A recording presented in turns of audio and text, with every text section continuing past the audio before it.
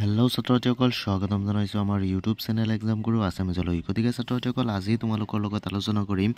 pre final assessment examination মানে তোমালোকৰ pre ফাইনেলৰ এটো প্ৰশ্ন কাকত হৈছে 2022 বৰ্ষত থকা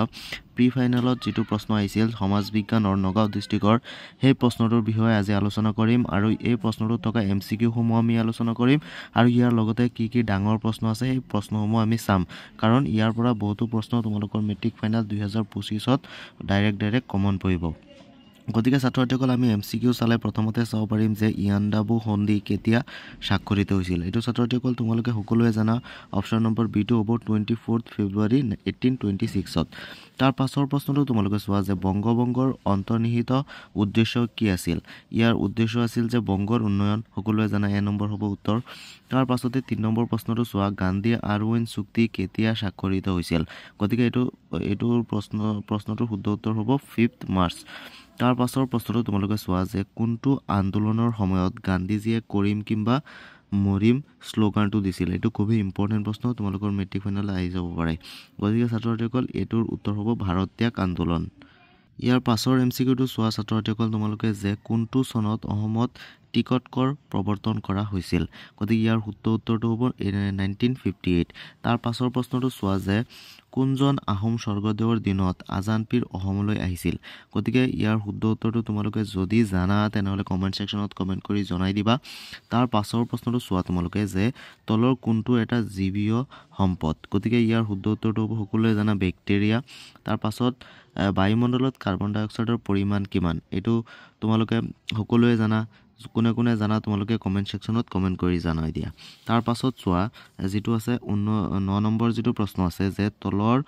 কোনখন সাগৰে এছিয়া আৰু আফ্ৰিকা মহাদেশক পৃথক কৰিছে গতিকে ছাত্ৰসকল ইয়াৰ শুদ্ধ উত্তৰটো হ'ব তোমালোকৰ লোহিত সাগৰ তাৰ পাছত চোৱা 10 নম্বৰ যেটো এমসিকিউ আহিছে যে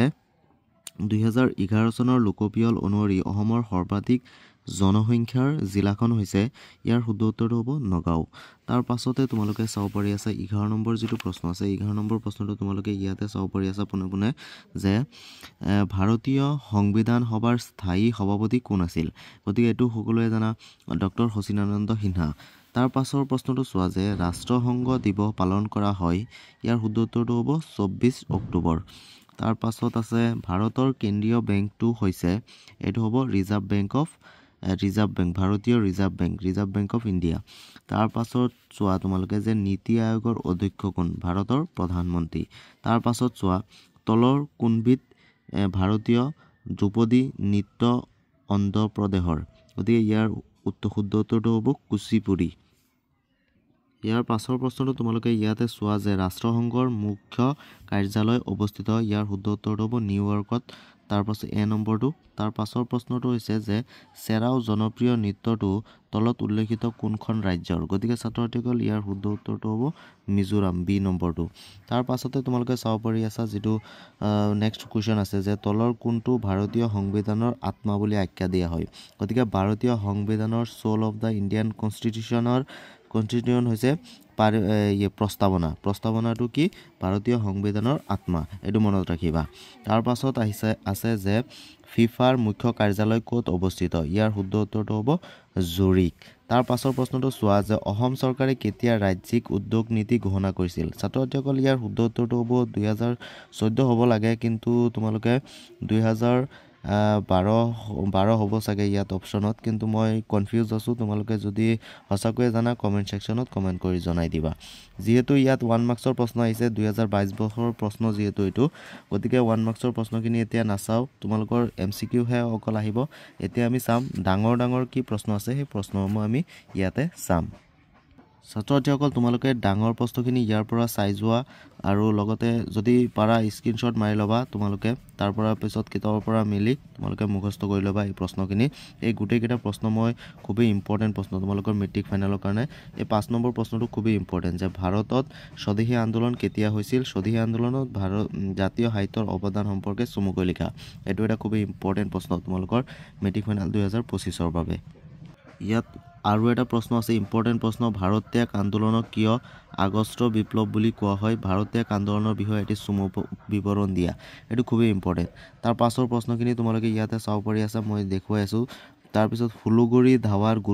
গুৰুত্বৰ বিষয়ে বৰ্ণনা দিয়ে ফুলুগুৰি ধাৱা কিন্তু খুবেই ইম্পৰ্টেণ্ট প্ৰত্যেক পৰীক্ষাতে আহি থাকে তাৰপিছতে চাব পাৰি আছে যে সম্পদ সংৰক্ষণ বুলিলে কি বুজা এটো এটা ইম্পৰ্টেণ্ট প্ৰশ্ন তাৰপিছত গোলকীয় উত্তাপ বৃদ্ধি কি গোলকীয় উত্তাপ বৃদ্ধিয়ে কি ধৰণৰ সমস্যাৰ সৃষ্টি কৰিছে এটো এটা খুবেই ইম্পৰ্টেণ্ট প্ৰশ্ন তোমালোকৰ মেট্ৰিক ফাইনাল 2025 ৰ বাবে তাৰপিছত আটাইতকৈ যেটো সমাজ বিজ্ঞানৰ খুবেই ইম্পৰ্টেণ্ট প্ৰশ্ন হৈছে হেটো হৈছে যে অসমৰ মানচিত্ৰ আঁকিবলৈ আহিব তোমালোকৰ যে অসমৰ মানচিত্ৰটো তোমালোকৰ আঁকিবই আহিব তাৰ পাছতে তোমালোকৰ কি প্ৰশ্ন আছে ইয়াতে চাব পাৰি আছে যে অসহযোগ আন্দোলনত অসমৰ ভূমিকা সম্পৰ্কে এটি খতিয়ান দাঙি ধৰা এটো এটা ইম্পৰ্টেণ্ট প্ৰশ্ন তাৰ পাছৰ প্ৰশ্নটো হৈছে যে বৰদলৈ